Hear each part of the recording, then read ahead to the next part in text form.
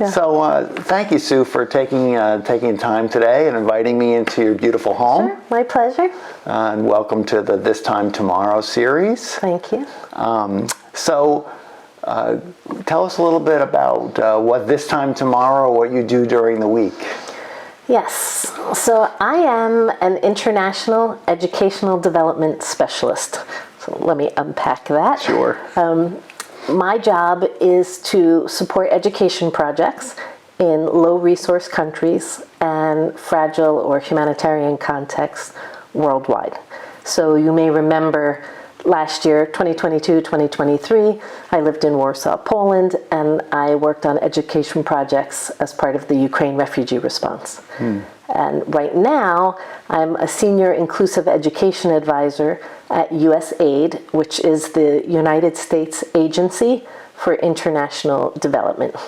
And my job is to make all of the education programs that our collective tax dollars fund worldwide in low-resource countries more inclusive of children with disabilities. And this is a contractor type of role or an independent contractor? Yes, so I work for a government contracted agency.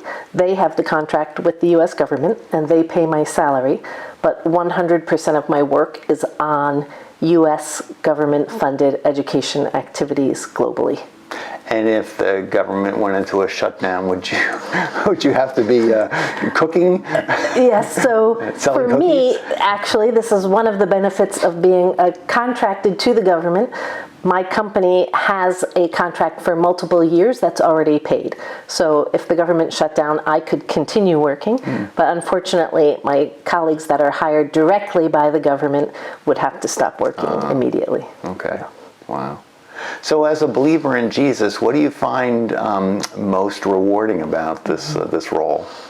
The thing I like the best about it is that I think in a small way, I'm playing my part to fulfill the Matthew 25 story about whatever you do for the least of my brothers, you've done for me. Because I definitely work with the most vulnerable populations globally, and I appreciate that. I also love that I never could have imagined doing this kind of work, but God doesn't waste anything. He has drawn experiences in my life for the last 30 years to bring me where I'm at. Isn't that incredible? It is amazing, yeah. So give us an example of something that you've done recently, some of your work recently. Sure. I can give you an example from Poland. The organization that I worked for funded education projects for refugees from Ukraine living in Poland. In the matter of days and weeks in 2022, 1.5 million women and children fled Ukraine into Poland, and providing educational opportunities for them was paramount. So one of our activities was a daycare service, and we hired Ukrainian women to work, so they were employed.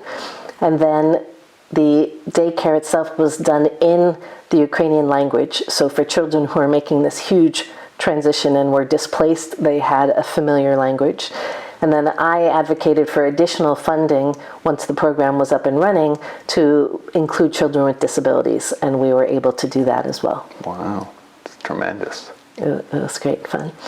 So what do you find to be most challenging, or some of the challenges of the role?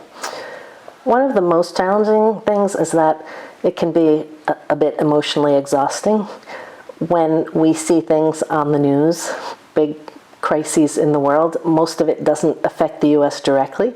Right. And when we're tired of watching, we can just turn off the TV, but I cannot do that. I need to pay attention to everything.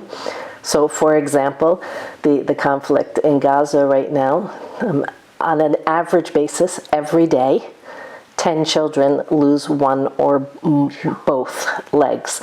So this is creating a huge number of children with physical disabilities, not to mention the emotional trauma that all of the children are experiencing.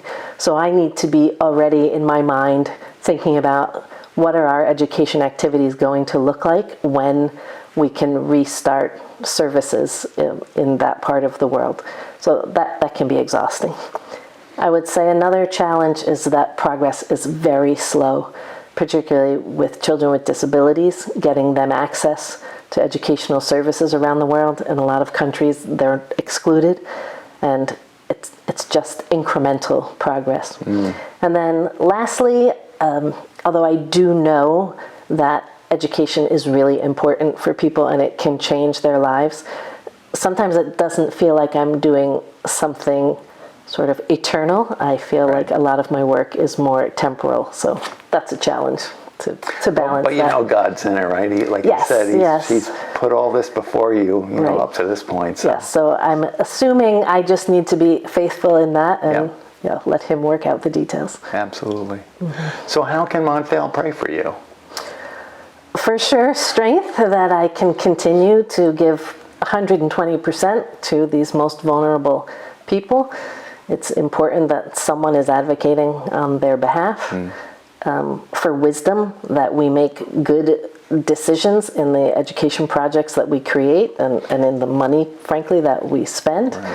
And then also that I would find favor with my colleagues, because I would like to earn their respect, to have the opportunity to talk to them about more eternal things.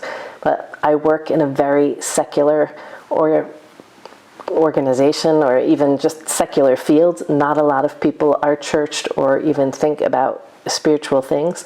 And so it does take, I think, first earning their respect as a professional to have the right to be able to discuss other things.